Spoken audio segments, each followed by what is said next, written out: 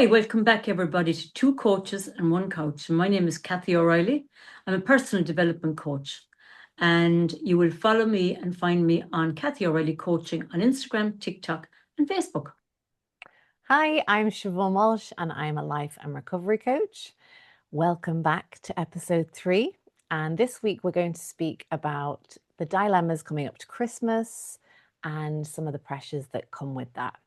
You can also follow me on Siobhan Walsh Coaching on Instagram and email siobhanwalshcoaching@gmail.com. So you're very welcome back. So Kathy, let's get into it. Let's get into it. Do you know, it is a tough time of the year. Now, it's a wonderful time of the year. I have to start off by saying it's a magnificent time of the year. It's magical and it's amazing, and it breaks up the winter. It's a beautiful time of the year for family and being together, but it does bring its tricky moments. And I'm going to share with you that I received a message from somebody recently that is just going through a bit of a tough time. And I think it's important to mention this because it's very, very common. Now, this lady that I'm speaking about, she's got a very, very demanding career.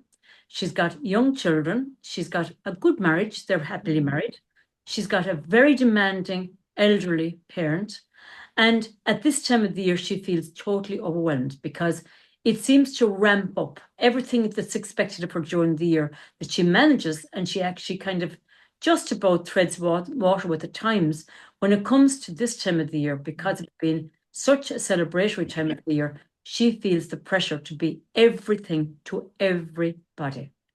And I suppose the first thing I'm going to say here is that it's important to acknowledge that sometimes when we come from a family, and our family of origin will tell us a lot. For me, I work with my clients really around the beginning of their lives because I do believe in generational stuff. So for me, my client and my person that I'm speaking about that sent me this message, we are going to have to look at what was it like for you as a kid? Were you enough then? Did you do enough? Were they satisfied with you? Or did you always feel that there was more left in the tank for you to give? Was there always that extra bit that you didn't quite meet the expectations of your mother or usually the mother? So I suppose when we look at that, what we're looking at now is that no matter what she does, even though she's a very effective person, she still feels disaffected this time of the year because she never feels she's reaching where she needs to be to keep everybody happy. And in that place, it's difficult, it's overwhelming, it takes the joy out of Christmas because it's Christmas for her too, and it's a joyful time for her to celebrate or free time from work and being with her family. But it just kills the joy and the crack, the fun that should be there for her too. So for me, I suppose working with her now as a coach, I would say to her that what can she do to step back? And we're going into this awareness piece. I know we've mentioned it in other podcasts, but it's about the awareness and about the stepping back and about realizing that no matter what she does at the end of the day, it's more than enough for the people that love her. It's more than enough. And sometimes she has to step in and ask herself, where did it begin? How is it that I don't feel as if I'm enough, even though I'm trying so hard? It still doesn't feel as if I'm reaching to the place where it's going to be enough for everybody. I think this will resonate with so many people, Kathy, because it's such a pressurizing. It's like responsibility is all I'm hearing. How am I going to please everyone as well? Like how am I going to perform without not? If I don't, then I don't feel good enough, or like that responsibility piece. And the thing that I feel is like, when you mentioned the roles coming into in families, we all are assigned them, not by choice, but it's just how a family system kind of operates. And then they're reinforced as we grow. But the responsibility, and there's always the responsible one who that's how they show their love. But yet, if they don't reach it, it's like they keep needing to prove that I need to not fix, but like I need to have everything right in order to feel all right, and everyone's at this level of being happy and okay, now I can relax. And that's a huge responsibility. And do you want to go into so you mentioned that the father, did you mention that she's got a sick father? She has a very demanding elderly father. Okay. Like, no matter, even though like her mother is dead now and she's gone, but like her father, she feels now is her responsibility. Now she's one of other siblings. This is the interesting thing, as you just mentioned there, Siobhan, which is an important point to bring up, that why is it that one member of the family feels the responsibility? Why is it that, because I often look at this and I say, you're not the only one, though. There are other people here. There's going to be your husband. There's going to be so many more people in your life that can take the weight and the responsibility from you. Why do you not delegate and leave them feel some part of what you're carrying here? Because sometimes what I find when I'm working with people is this starts at a very, very young age, where that's put on them very young, and they feel that sense of, it's only me, though. I'm the one that fixes everything. And then when it comes to this time of the year, this is when it starts to escalate and it just becomes way too much. I suppose really it's about knowing that she's not the only one here, that there are other siblings, that her father leans in because she's the one that jumps in. But maybe if she pulled back a little bit, and I know it's a difficult thing to do with an elderly parent, particularly when they're getting fragile and they're getting infirmed. But what about pulling back a little bit and maybe leaning out to another sibling and saying, you step in? Why does it always have to be just her? What feels the need to be the one all the time? Where did it start? Who put it on her the first day? Because she's carrying something there that has been, kind of, I suppose, ingrained very young. It starts very, very young, like we'll go into it in more detail. I'm hearing again is like that response. It was obviously reinforced or rewarded to be, okay, I've done this and now I've got this. So therefore I keep playing this role until you come to a situation like you're speaking about where you're burning out and can't juggle all of the balls at once because it's not humanly possible. So in that situation, it's prioritizing what is a non-negotiable. So if she's got a family, she's got an elderly parent, work. I mean, there's so many things at play. What is like, and she probably might feel like all of them are a non-negotiable, but getting clear on really, like you said, maybe it's asking a sibling for help, even if that feels uncomfortable. But what is the dad the priority this Christmas? Or is the deadlines? Or is it spending time with his son? Or like whatever, and a husband, so that would be like prioritizing what is the actual non-negotiable. I think what's important to mention here is that it gets to a certain point where it feels as if, for her, she feels as if it's just taken for granted now. She was able to do all these things and roll all the balls in the air at the same time. But at a certain point, it feels like I'm just doing it and nobody seems to appreciate that it's actually getting to me and I'm not able anymore. So it's about knowing, again, this has gone back to the awareness, and we've talked at length in different podcasts about what the body is telling you. The body is telling you that your nervous system has been affected now. All of a sudden, it's different. When you're at a certain point in your life, you can do an awful lot more. And then at another time in your life, the same things can be just too difficult to carry. So I suppose it's about her awareness in her body, what's happening for her, and then to be able to step out of it and to be able to say, just 1 minute now here, let me stand back and take that moment again, that wonderful, precious pause, and say, what can I do for me to survive this? And having that boundary as well of like, there's obviously an expectation put on her because she feels responsible and that she has to, do it herself rather than ask for help. And maybe she doesn't know how. Having those tools that are available, but learning how to vocalize them, or, that it's not a failure asking for help. Whereas most people feel that, it's expected of me just to get on with it or to do it. Pressure, it's needed now. It's a different type of Christmas with, elderly people. The dynamics shifted just for this year, let's say. But absolutely, 100%. I mean, look, when you think about it, really at the end of the day, like, I mean, I'm just imagining this person going to her husband and saying, can you do something to help me? And if he's not used to it, and if he hasn't been doing this up to now, he probably has a full list as well. It's about her knowing that she doesn't have to be all of it. It's about her knowing that she doesn't have to be all of it.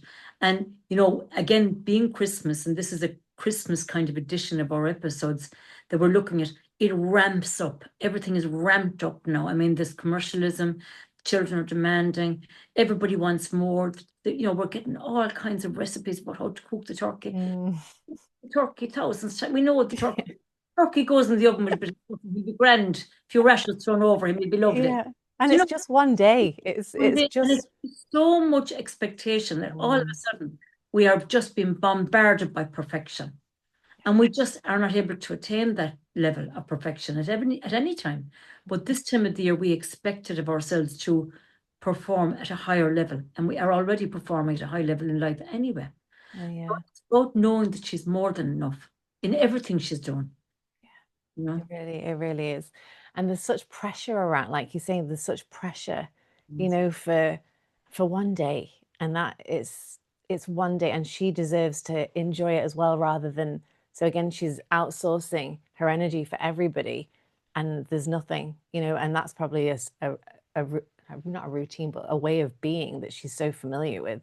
So it's again learning to how to reach out and ask for help. If she's siblings, maybe do a timetable, a schedule, look after dad, then I've got a work thing, I've got a son thing, I've got like it's all these roles emotionally that she's trying to fulfill. And she's a human. It's not, it's impossible to be everything to everybody without something at a cost. It costs somewhere, whether it's the son's not getting enough attention around Christmas or toys or, family connections. It's something will take at some point because she's one person. She is. And on the 26th of December and on the 27th of December, it really won't matter.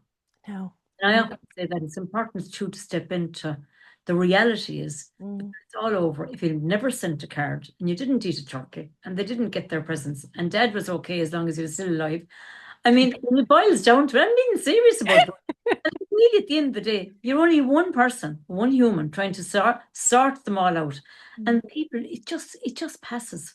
Yeah. It's about taking that little bit of time to actually realize that it's okay. Everything is actually fine, you know. And that moment of that precious pause, the breathing, the staying with the body, and even just to sit back and take longer to have a shower, take longer to drink coffee, to do things slower, to slow down. Because I remember meeting a client actually in my room here one day. And as I'm sitting here, I'm looking out my window. And when she got out of the car, she nearly tripped over herself to get to the front door. And when she got to the front door and she got to the sitting room here, she was tripping over herself again to get in here. She's in a terrible hurry, like what's the pressure? And we looked at her life and actually what came up was, she was living with a very, very, very demanding husband. She was living in a position that like he had a very demanding career and she was always rushed to keep up with him behind him.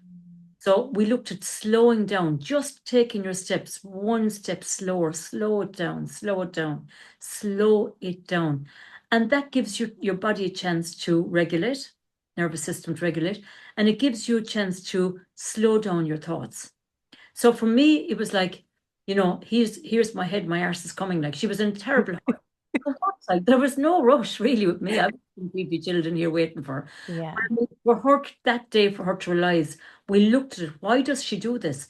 It was actually because of his demands in his career. The demands were falling back on her. She was getting the tail end of it, and she was always in a rush. So I suppose even just to say that to this particular woman today, if you're that woman out there, slow down, walk slowly, drink coffee slowly, you know, listen to your speech. Is it rapid? Is it speeded up? Is it sounding a bit loud? Slow it all down. Take a longer shower. They'll all be there. Nobody's going anyplace. So such a great way of putting it, Kathy. And with that, I think just listening to you, it's like, who's expecting all this from you? Like, where is the pressure coming from? Because it might have worked at some point, but clearly now it's not working. So, what would happen if you just didn't do all of the things that are expected of you or you expect of yourself? And when something gives, what happens? It's going to be okay. It's still going to be okay. It might, like you say, it's one day of the year and what's important in that day is being with you, whatever is important to that person. But is it being with the family? Is it, the self-care part that you spoke about there is so important because what's that expression when you're on a flight, you put your own mask on before you can help other people. And that is huge. And it's not from a selfish standpoint, but you're more equipped and able then to be to do those things because you've really managed and, regulated yourself prior. 100%. It's a big one, really, isn't it? Just to stand back and allow that, because when you're anxious and you're overwhelmed, your head gets busy. You actually end up doing less. You do less because you get frazzled and you can't hardly remember things. Now, I remember there during the week I shared a video on receiving in the post a daily planner, which Yes, is I great. saw you. Yeah, yeah. They're great. I got them from Amazon. cheapest chips, 11 euros or something for a big bundle of them you tear off the sheet. And like just even to do that for, for now, for people that are feeling a little bit overwhelmed, get out your daily planner, put in your sheet what you're going to do, and tick a box as you're going through it. And if there's something at the end of the list that you haven't got to, push it on to the next page. There's always another day. There's always another day. Doing that as well it's a real great benefit for some people, but it can still overwhelm because you're like, oh God, I've got so much to do. And like I said earlier, it would be prioritizing. So put it all down, what is important and what you think is you need to do. And you'll soon see that actually some of those aren't important. It's just on your mind and you're feeling like it has to be done. But you'll soon look and be like, oh, wasn't as important as I thought because it's not been done. And the important things will always be done. They'll always get done. That's it. Like your three priorities in the morning, they're have tos. Whatever those have tos, there may not be any have tos, which is good if there isn't. But if there are have tos, there are three in the morning that must be done. And after that, then it's just filling in the sheet with things you'd like to do, things you could leave, and things you might want to do, whatever. But like the three priorities, and that gives you a bit more control over your day. Yeah. And we love lists. Like I used to be the same. I'd be right. Even now I have a thing in my notes and I tick them and I get great satisfaction. But actually it's another form of like control, like we're trying to control everything. Okay, if I've done this now and that's done. And I laugh at myself because I'm like, look at you writing your list again. Back up. But there is parking point this morning, certain things 60, because I didn't have it on the list. Now I was annoyed at myself because when I got the parking fine, I thought pay that now immediately because you'll forget it. And I didn't. And the next thing, lo and behold, I paid 20 euros more this morning because I didn't pay it. So lists are important. They are. They Yeah. are. I know I am not disagreeing. I'm just saying that for someone who has quite a lot of overwhelm and, writing it down is hugely important, but not feeling the need to get everything done because you're only reinforcing that same feeling because you're seeing it in front of you now rather than it being in your mind like, oh God, I still have all of these things to do. It's again looking and being like, okay, what actually is important here? And do another thing, one thing at a time. Absolutely. One thing at a time. Because otherwise you're doing the thing and you think, oh God, I still have to do that. Put all your energy is scattered, it's everywhere.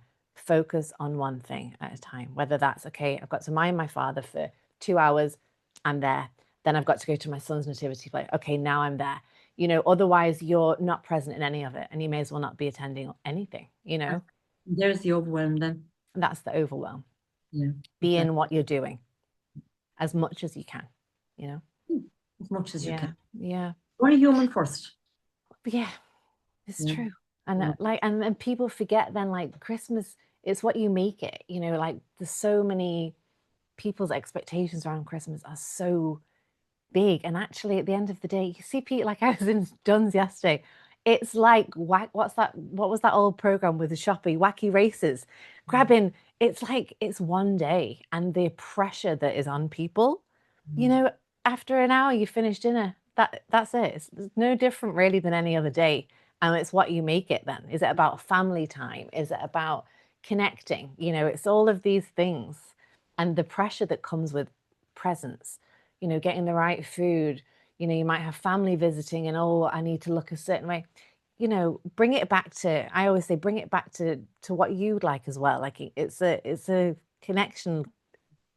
Yeah, it is. Actually, this morning, just briefly there on my phone, I saw where Brendan O'Connor interviewed Tommy Tiernan this morning about. It was a great because I love Tommy Tiernan. I think he's an excellent interviewer and I love him anyway. Yeah. Talking about, like he said, it's just something missing. He said something wrong. I can't put my finger on it. And for him, he said that last year the 85 Tiernans arrived to the house and they left and they sang and all the elderly that arrived really thanked them, himself and his wife, for allowing them to meet each other and to be together. So you mentioned connection. Isn't that what it's all about, really, Christmas? Yeah. And it's everything. I mean, I think it's everything, whether it be Christmas or a random Monday, but it can be lonely for people as well. So, it can be a really hard time of year from a pressure point of view or from being lonely in terms of not having those connections, so it's different for everyone, adverts and these, I mean, I do it myself. I picture Home Alone every year and I'm like, oh, I'd love, this kind of mad family and Jesus, we're mad in different ways, but like it's, I have a picture that's not real, like it's an imagined kind of what I'd love, and Very actually it's still a beautiful day, but you make it what you want, and that's Christmas. It's connections with having a laugh with your uncle, having, whatever it is for your family. it's fantastic, isn't it? I mean, that's the beauty of it, really. Mm, And I think our next podcast, I'm going to just throw this in now, is going to be around active listening. yes. Oh, I think yes. that's going to be very interesting when Mm. now we're mentioning connection. And like I suppose as coaches, we would have been trained listeners. It's called trained listeners.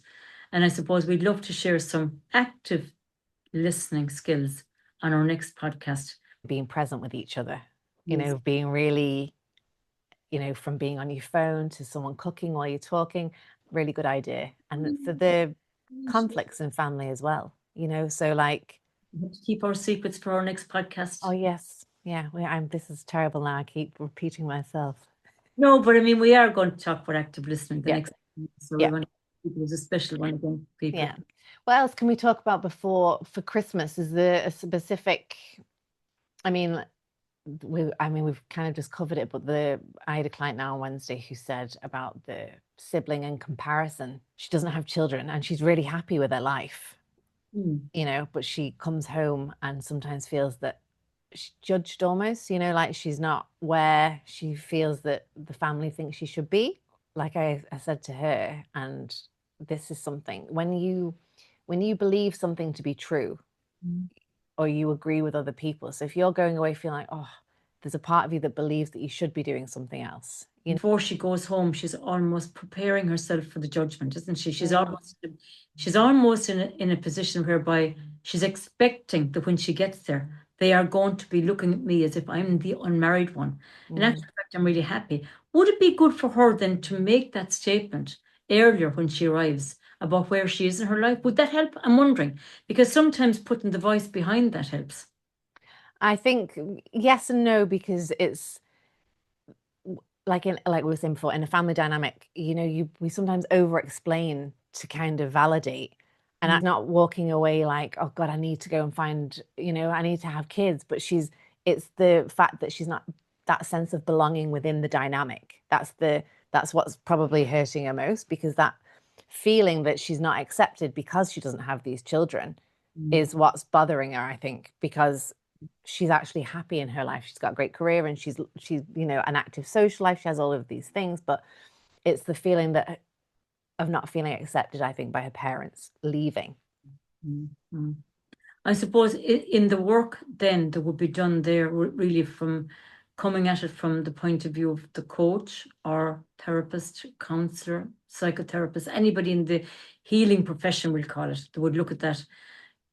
I think you hit the nail on the head yourself when you said it. It's about her accepting her lot as she is. Mm. And then it doesn't really matter what they think, because there's the work that needs to be done there. Even though she's really happy, she says she is, but she still feels judged. She still feels uninvited to the table, really. She hasn't found her place at the table because she's different. She doesn't have children. She's not married. She's not fit into the groove. So I Mm. suppose it's about her coming to know herself just a little bit clearer as regard to where she is. And Mm. then it's easier to fit in and feel comfortable with where she is. Yeah. Like I said to her, there's once you're confident in yourself, that feeling shouldn't be as strong. So that's why I'm saying there's a part of you that still believes that, do you want children? If this is the path that you'd like, of course it's going to hurt because you're surrounded then and this longing that I wish I had that. But because she's not actually feeling that, it's more the judgment piece and the acceptance piece from her family that's hurting her, that they view her as being different because she doesn't have this. So that's the feeling and the hurt that she's getting. And like you say, it's being okay in that when she's with them and having that confidence, being like, I don't need to explain myself. I'm, gonna be strong in the fact that, yeah, I don't have that and I'm okay with that, Mm. but I think it's just the judgment. There might be a little bit of research to be done, a little bit of curiosity for her around her. Again, I always believe in the childhood. If Mm. she in the family system, like with the siblings, was she always seen a little bit different?